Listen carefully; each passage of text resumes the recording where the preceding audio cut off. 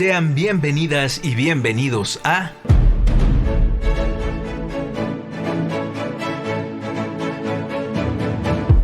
Resonancias íntimas del teatro. Resonancias íntimas del teatro.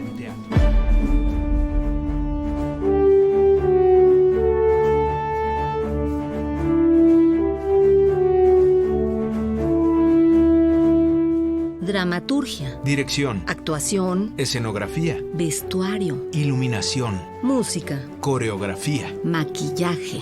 Todo esto y más Conforma la escena teatral.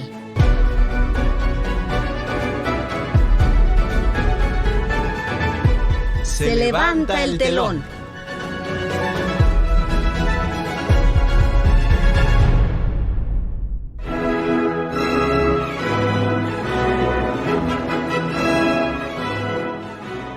Muy buenas noches. Les saludamos Sergio Bonilla y Alegría Martínez. Hoy nuestro invitado, a quien damos la bienvenida, es Alfredo Michel Modenesi, doctor en literatura comparada y catedrático en el Colegio de Teatro de la Universidad Nacional Autónoma de México, UNAM, así como traductor escénico y dramaturgista.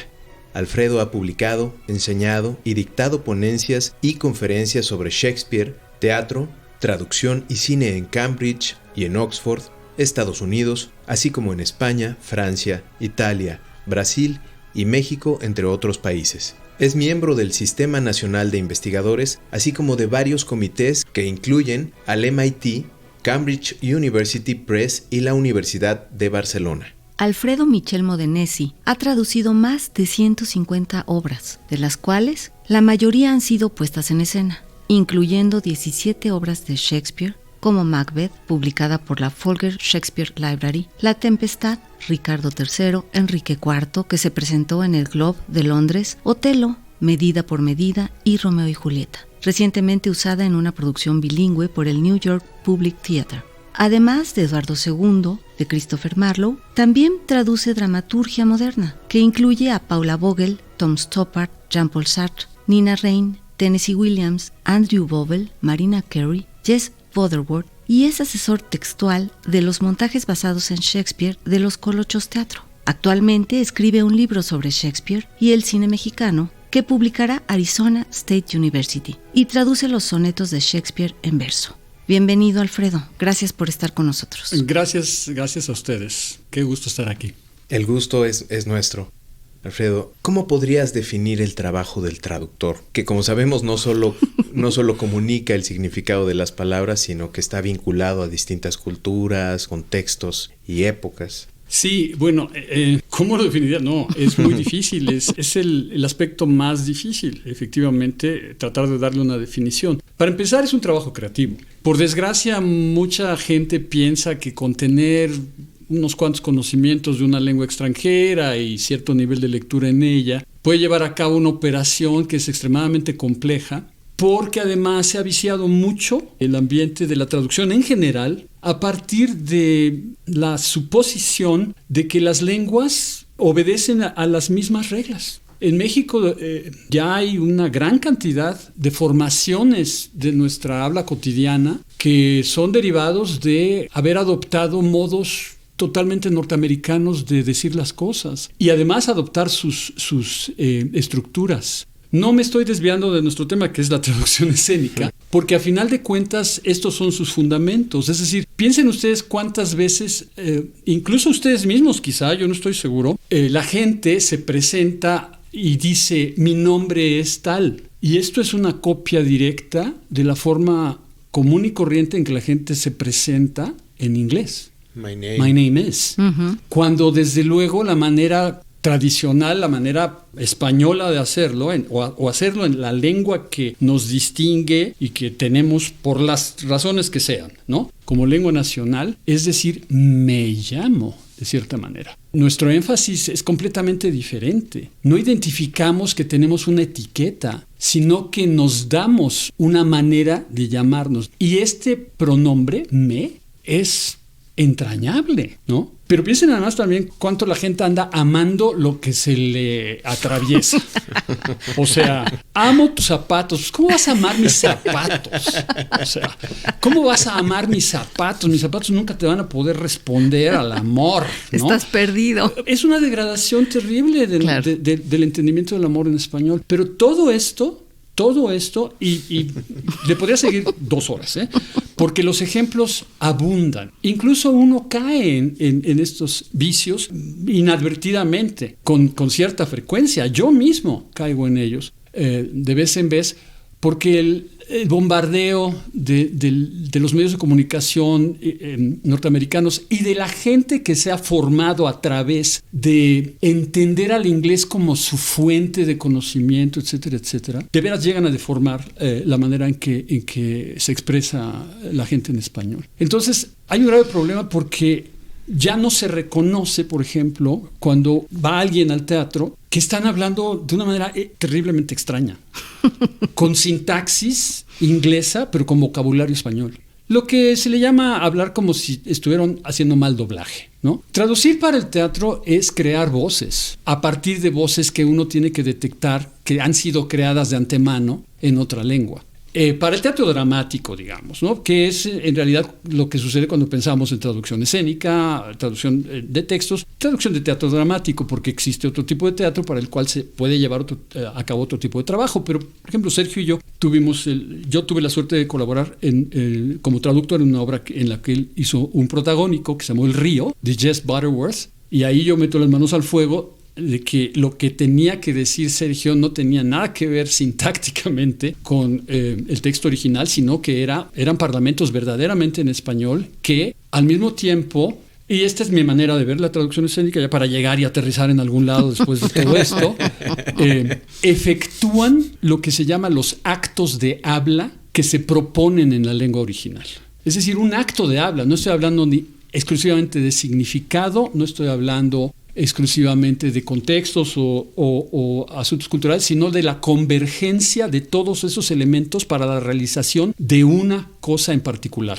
De la realización de una pregunta, la realización de un chiste, la realización de una expresión amorosa, etcétera, etcétera. Los actos de habla son complejos. Yo les acabo de dar ejemplos que son más o menos entendibles o inteligibles, pero son muy complejos. Y si pertenecen además a contextos lejanos en muchos sentidos, como muchas veces lo hago al traducir a Shakespeare, entonces se vuelve un poquito más complicado, pero al mismo tiempo es apasionante. Sí, no es solo una labor de traducción, o sea, no se trata de decir qué quiere decir. Es que al revés, Alegría. A ver. Eso no es traducción.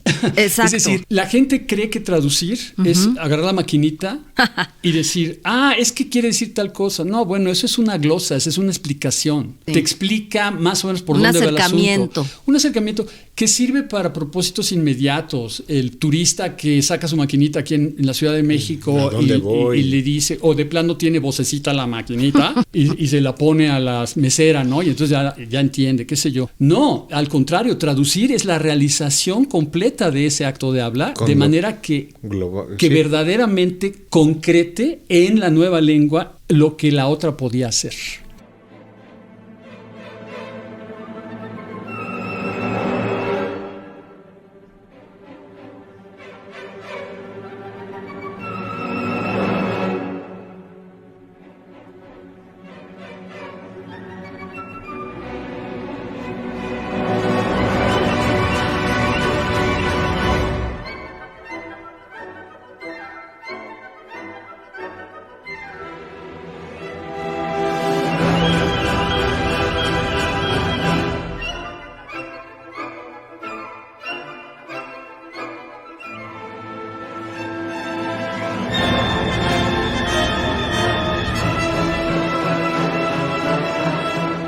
Hoy platicamos con Alfredo Michel Modenesi. ¿Qué fue lo que te impulsó a traducir obras de teatro?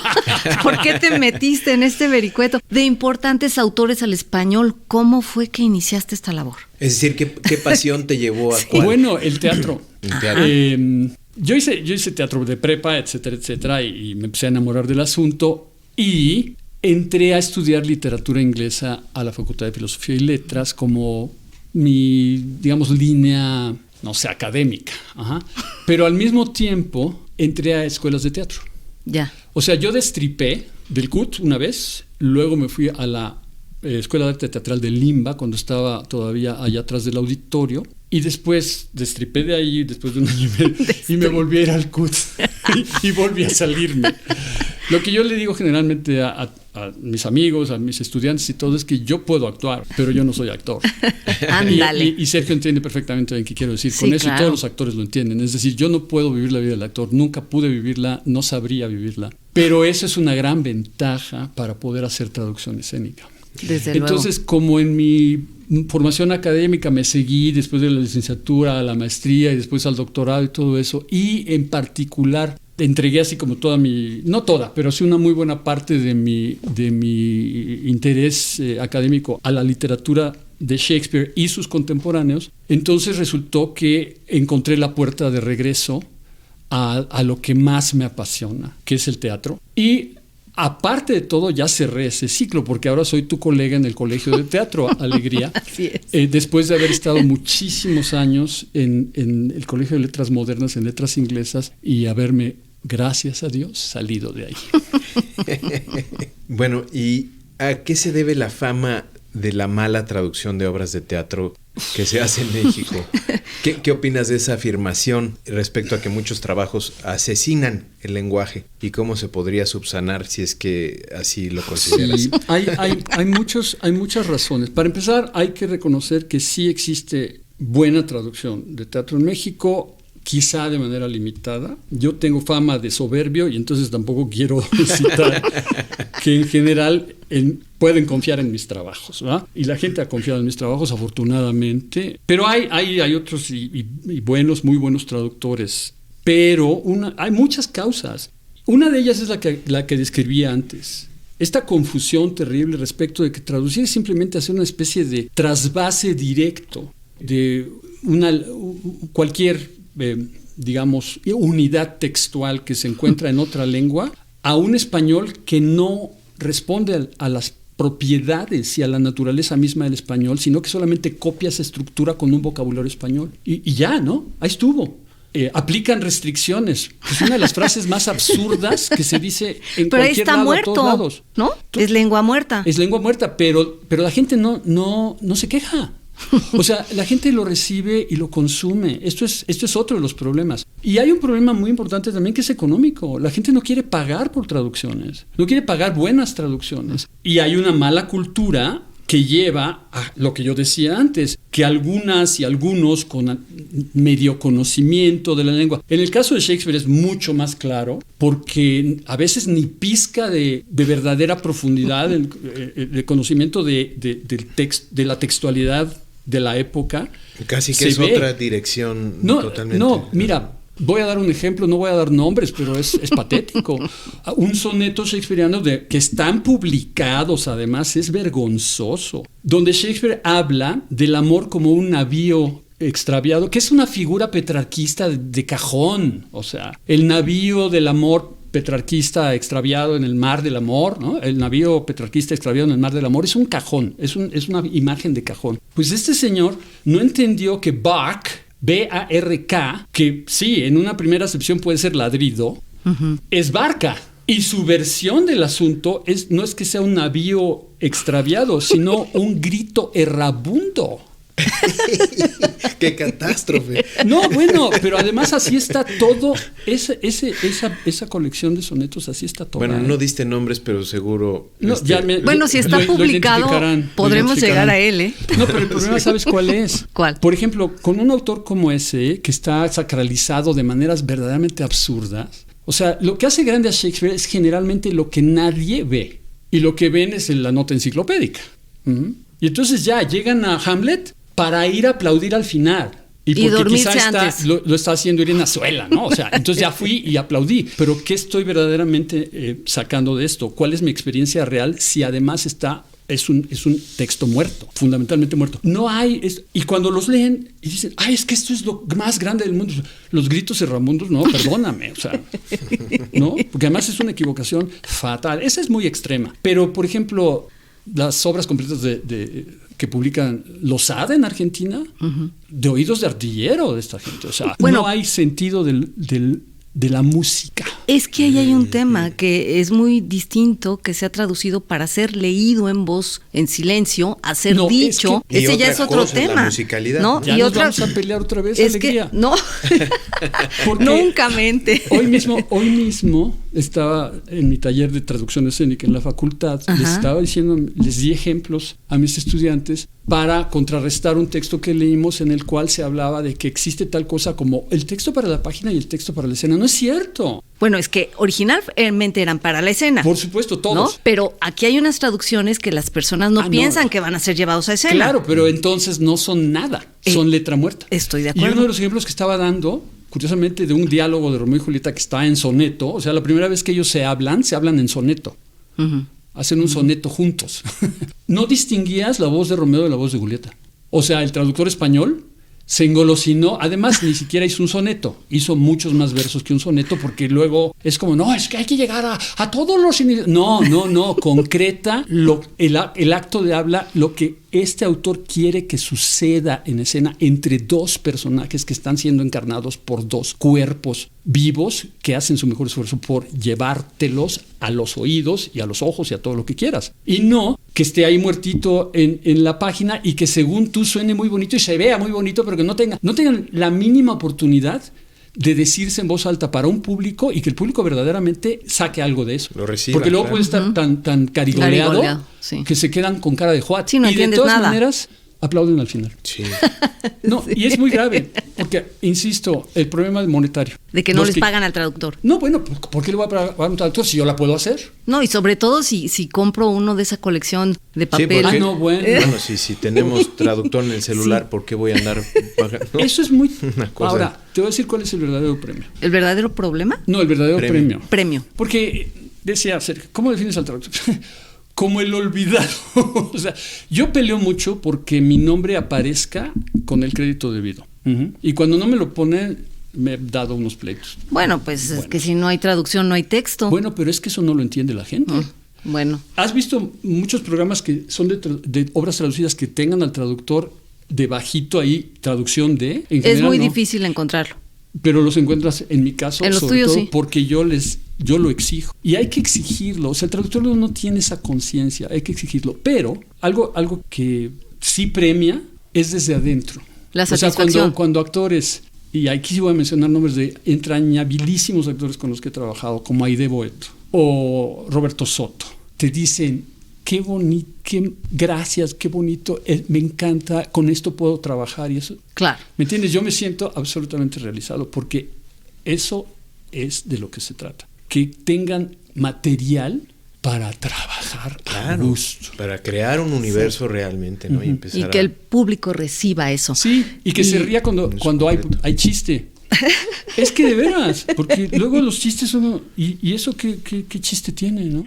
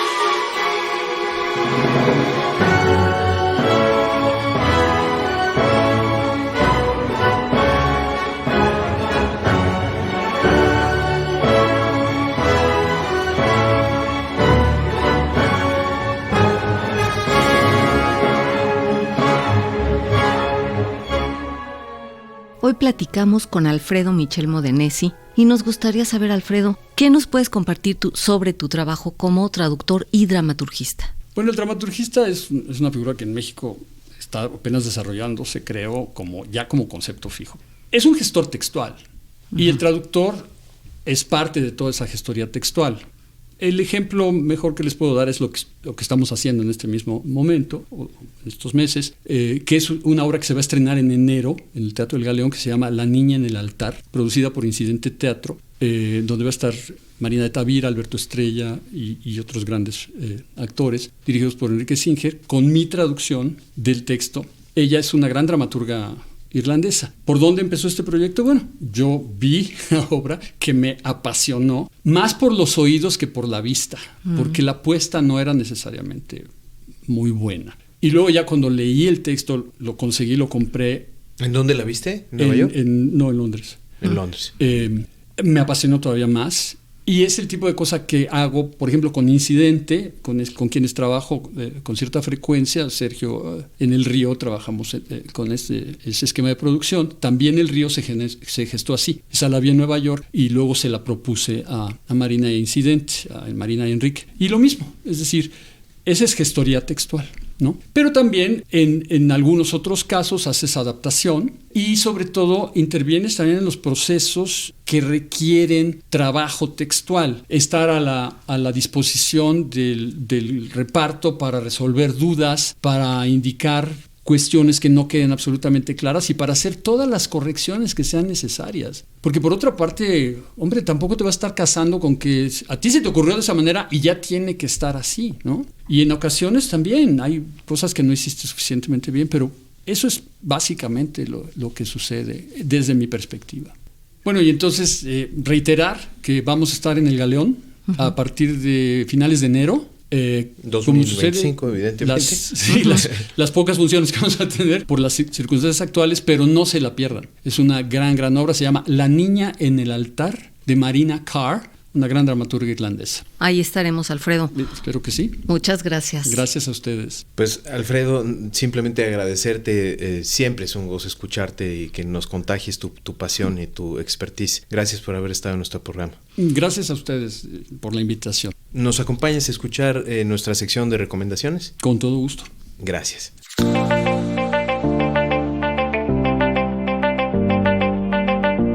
Esta semana recomendamos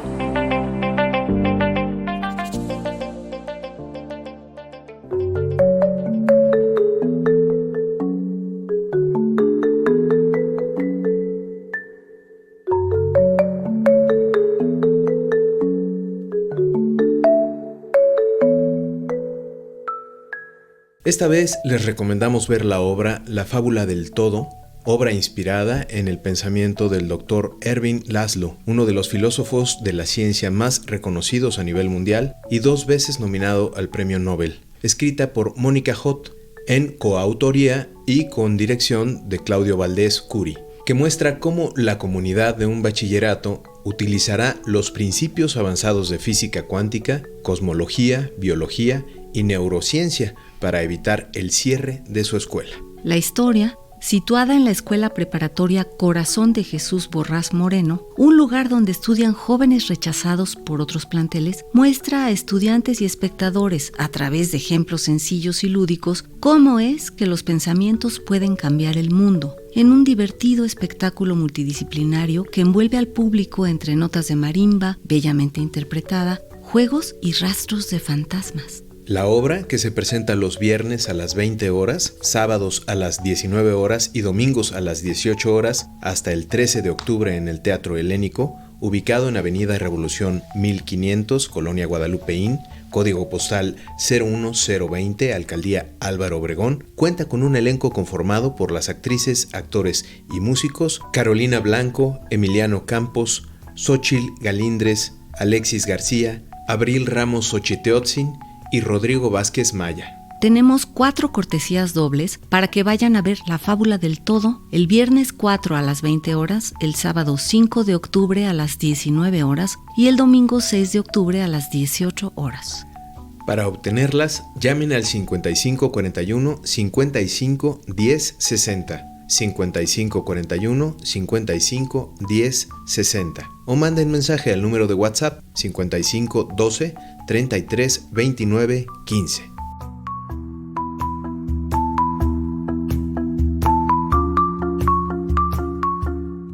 Saludamos con mucho gusto a las audiencias de UACJ Radio Universidad Autónoma de Ciudad Juárez en Chihuahua y del Instituto Latinoamericano de la Comunicación Educativa en Ciudad de México.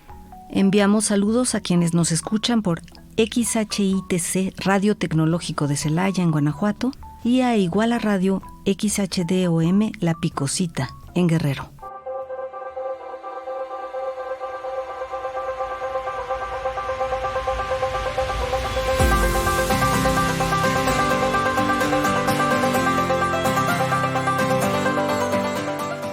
Nos encontramos la próxima semana a la misma hora por las frecuencias de Radio Educación. O en las butacas de algún teatro. O arriba del escenario. Soy Alegría Martínez. Y yo, Sergio Bonilla. Hasta las próximas resonancias íntimas del teatro.